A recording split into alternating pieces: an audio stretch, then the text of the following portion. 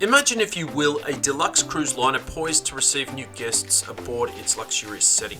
The cruise staff welcome the new passengers on board for a voyage of a lifetime. The passengers are excited, taking in the views of their new home for the next few weeks, checking out their cabins, recreational areas and various sights and sounds that are the hallmark of grade A sea travel. There are restaurants, bars, gyms, pools and decks for games and activities.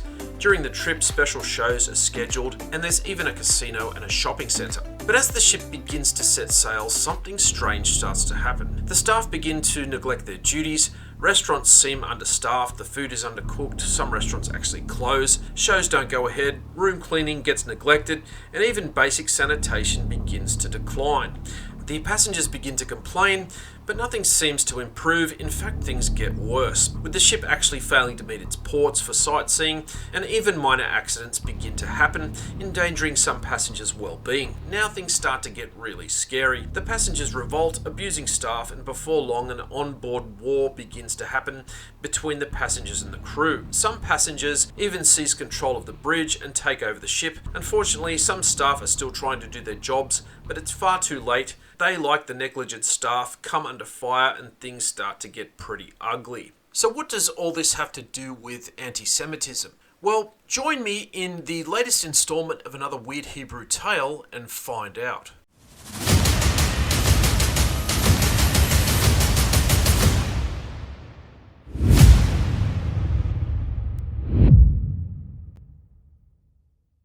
Well, believe it or not, both Islam and Christianity both confess that the Jews were originally entrusted to be the priestly class of mankind. They were entrusted with the oracles of HaShem above all the other nations of the world, and it was done in a public event at Mount Sinai, and word spread to all the nations of the world at the time. Spiritually, or at least subconsciously, all nations throughout history know that the Jews have a very crucial role to play as mediators of the divine connection between man and HaShem, and are designated as the chief lawgivers to all mankind. This is why the world seems to be so obsessed about Israel and the Middle East. Even Hamas confess in their own original charter that the Jews were mandated to be the holy nation of the world. But because many Jews drifted away and some even perverted the Torah through the Reform movement and intermarriage, Islam took it upon themselves to be their replacement, and in doing so eradicate them. Here is a segment of the 1988 covenant of the Islamic resistance movement. And if they who had received the scriptures had believed, it had surely been for the better for them. There are believers among them, but the greater part of them are transgressors. This is why they suffer, because they disbelieve the signs of God and slew the prophets unjustly,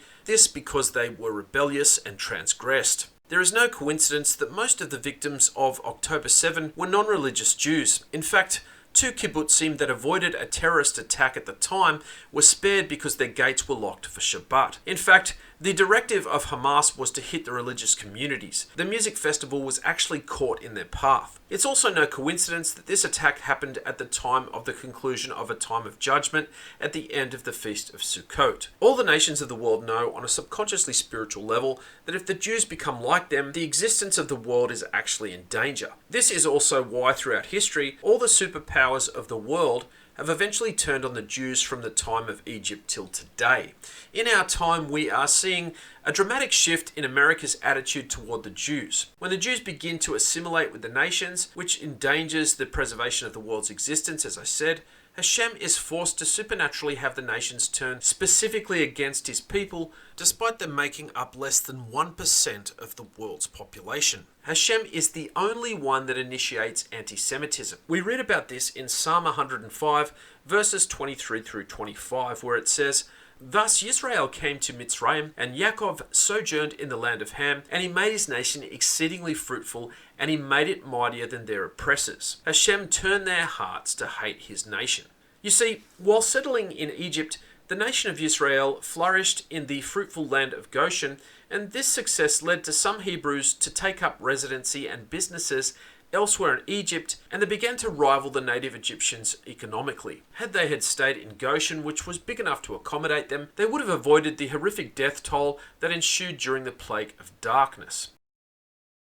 The Hebrews' success led many to take advantage of the Egyptians' suffering and purchase businesses from them and charge them huge fees for various goods and services. It is discussed in various points in Jewish literature that almost 80% of the Hebrews died during the plague of darkness. If this is true, the death toll of the Hebrews at that time literally dwarfs any figure for later genocides, including the Holocaust. This hauntingly also harks forward to the reference in Romans 9:27 that says only a remnant will be saved. But let's go a little deeper into the opening mashal, that is parable, that I shared in the introduction, and look at Rabbi Elchanan Wesserman, who once said, "Why must the Jews study Torah ceaselessly and practice mitzvot constantly, while Gentiles need to keep only the 7 Noahide laws?" He goes further on to say that the world can be compared to a luxury ocean liner. The moment that passengers come on board, the crew hovers over them and offers them comforts and amenities. As the steward accompanies their guests to their staterooms, he makes one minor request. Please take a few minutes to read this card,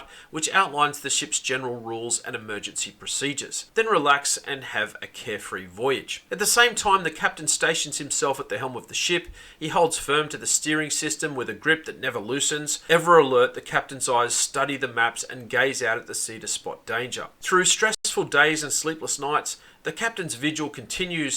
Finally, he brings his ship safely to port. Thus, during the voyage, the passengers are pampered while the captain is pressured. But when they arrive at their destination, the passengers merely depart, whereas the captain receives praise, reward, and recognition. Similarly, explained Rav Elchanan, the earth is a ship journeying through the sea of history. The nations of the world are the passengers, while the people of Israel are captains. Thus, the Jews must diligently study the sea chart, their Torah, and use the navigational instruments, their mitzvot. Only then can they steer the world on a course toward its final messianic destination. Only then, when the journey ends, will Yisrael, the captain of the ship, receive her appropriate recognition and reward.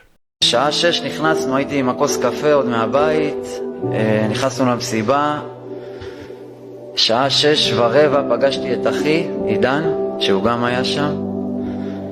הוא פשוט צעק לי צעקה שאני כבר 2.5 שבועות, הצעקה הזו מהדהדת לי בראש ולא יוצאת. רואי, מחבלים יורים עלינו סע! ולרגע לא הבנתי מה הוא צועק.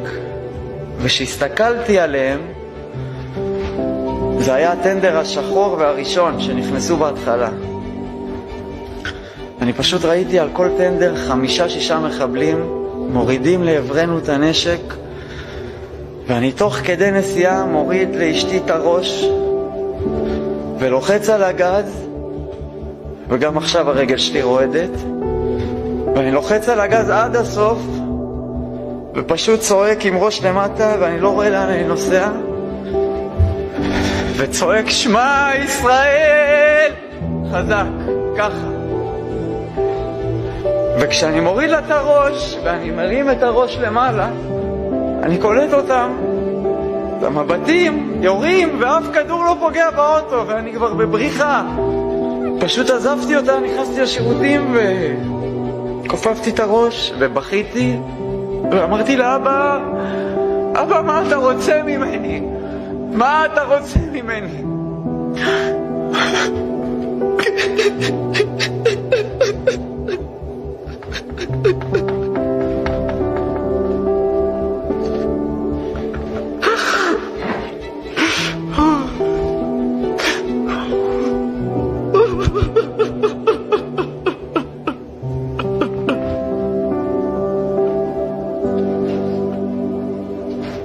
ואני לקחתי על עצמי,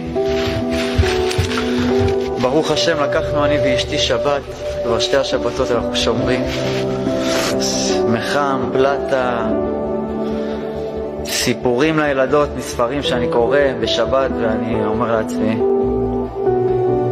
לא, אני לא כזה, כן? אבל הנה, אולי הגיע הזמן שאני באמת אהיה במקום הזה, כי תמיד פחדתי מהדת. היום אני לא מפחד מהדת.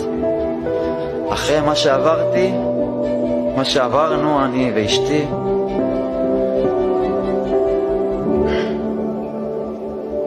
מה שנותר לנו זה רק להתחזק ולהאמין כשיש קצת בורא לעולם, ואנחנו, איך הרב אמר לי? כל מי שניצל, הוא לא ניצל סתם. יש לכם עוד מה לעשות פה ולתקן פה. ולקחתי על עצמי שאני, בעזרת השם, זה כבר בדרך וזה כבר בקידום. אני מוציא ספר לזיכוי הרבים עם כל הניסים של כל החברים שניצלו. מפה אנחנו רק באמת צריכים יותר להתחזק, ויש המון המון המון המון המון חברים שלקחו על עצמם המון המון דברים בגלל התופת הזאת שעברנו. ומה שהקדוש ברוך הוא מנסה להראות לנו פה בעצם בשנה האחרונה ובשנתיים האחרונות, בוא נלך אחורה עוד מהקורונה, אבל לא נתייחס, נלך לשנה האחרונה עם כל ההפגנות והבלגנים והמלחמת אחים, ואף אחד לא מעניין אותו מהשני וכל אחד בחיים שלו. אז הוא פשוט נתן לנו, איך אומרים, שיטול הקטנה, תתעוררו, אנחנו פה, אני פה, זה מה שאני הרגשתי, זה מה שאני מרגיש. לפני ה7 באוקטובר, כל החיים בעצם זה היה מסיבות ופסטיבלים. כל החיים שלי בעצם זה היה מסיבה אחת גדולה. תמיד שאלתי את השאלה, איפה הסיפוק שלי בחיים האלה? כשהגענו לשם אנחנו בעצם היינו הראשונים כשהגענו בבוקר, כי כל האנשים באו בלילה. בשעה 6:28 בערך הוצאתי את הטלפון, צילמתי את המסיבה, כמו שאני תמיד עושה, ופתאום בשמיים ראיתי כמו שתי עננים שחורים ועירותים שמתקרבים, ואני פשוט עמדתי וקפיתי, הסתכלתי מה קורה, לא הבנתי מה קורה, וכשראיתי את כולם עם הידיים על הראש, התמונות של הילדות שלי פשוט כמו שתי פלשים בעיניים עשו לי, ואמרתי לה, אנחנו לא נשארים פה דקה אפילו. וכשרצנו לכיוון היציאה, אז היא אמרה לי ששכחתי את הג'קט. ואמרתי לה, לא צריך את הג'קט, בואי נצא כבר. היא תקשה איתי והיא אמרה לי, אני רוצה את הג'קט. אמרתי לה, טוב, בואי נלך נביא את הג'קט. ובאמת שהלכנו והבאנו את הג'קט, אז באותו שנייה שהבאנו את הג'קט, פתחו את היציאת חירום מהמסיבה, שזה היה קרוב לאוטו. במקום שאנחנו היינו צריכים לעשות את כל הסיבוב, חזרנו ובאנו לאוטו מפה. היה לי איזושהי קולות בראש שאמרו לי פשוט לנסוע רק ישר ולא לעצור. אחרי 400-500 מטר אשתי מסתכלת בשטח והיא אומרת לי, רועי, הנה חיילים. ואני מסתכל עליהם, ובאותו שנייה שאני מסתכל, נתנאל יושב מאחורה וצועק לי, רועי, מחבלים, יורים, סע. ואיכשהו אמר לי את זה, אני מסתכל ואני רואה פשוט 20 מחבלים פשוט כוונים לעברנו את הנשקים ופשוט מרססים אותנו, ואני תופס לאשתי את הראש ומוריד אותו, ואני מוריד לעצמי את הראש ואני לא רואה לאן אני נוסע, ואני צועק שמע ישראל.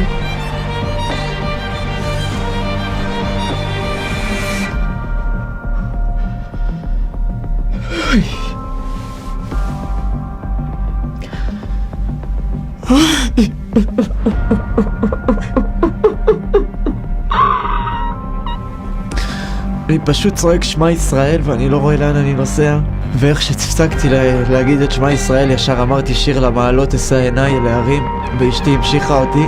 הרגל שלי נתקעה על הגז ופשוט התפרקסה לי, כי אמרתי לה, ממי, קחי לי את הרגל ותוציאי לי אותה, למה היא נתקעה לי על הגז. האוטו כבר רעד, וראיתי פשוט המחבלים מהמראה נוסעים לכיוון המסיבה, ומיד התקשרתי לאח שלי עידן, ואמרתי לו, עידן, מחבלים ירו עלינו עכשיו, תברח משם.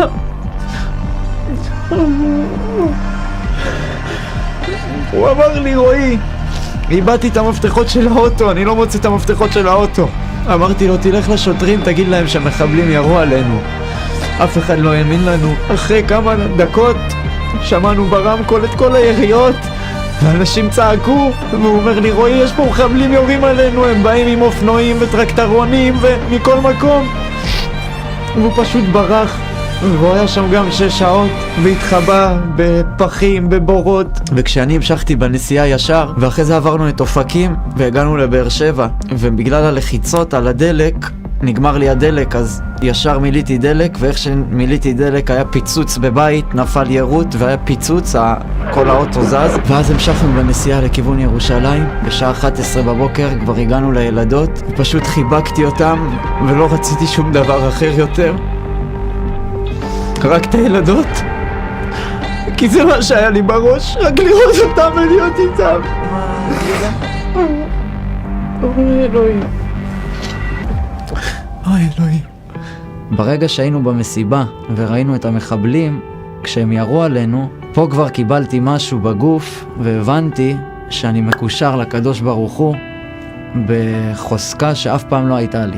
אין לי דרך אחרת להסביר את החיים שקיבלתי במתנה, איך אני מודה בחזרה לקדוש ברוך הוא. אז כבר יום אחרי קיבלנו על עצמנו את השבת, שאנחנו שומרים שבת. אשתי קיבלה על עצמה את הכיסוי ראש לכבוד שבת, וטהרת המשפחה היה לנו, אנחנו עושים.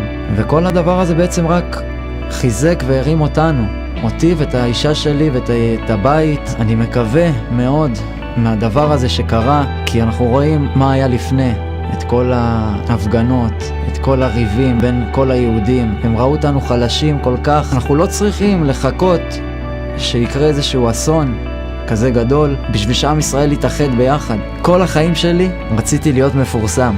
תמיד הציעו לי לבוא לתוכניות טלוויזיה, ריאליטי, וזה לא עבד.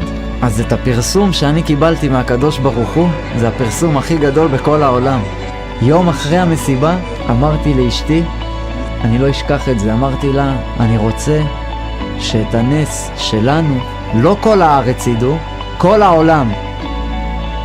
והקדוש ברוך הוא שמע מה אני אומר, וזה מה שקרה.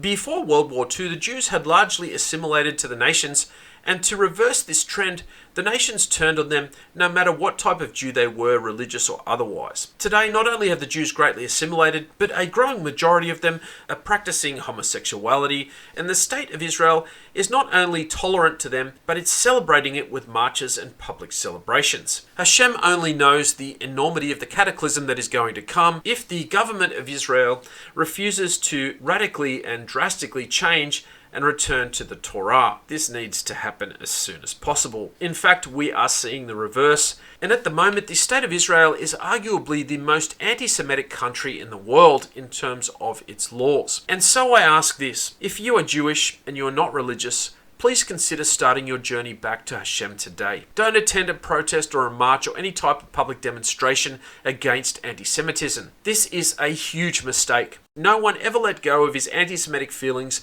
by seeing people protesting against it. If anything, it inflames it.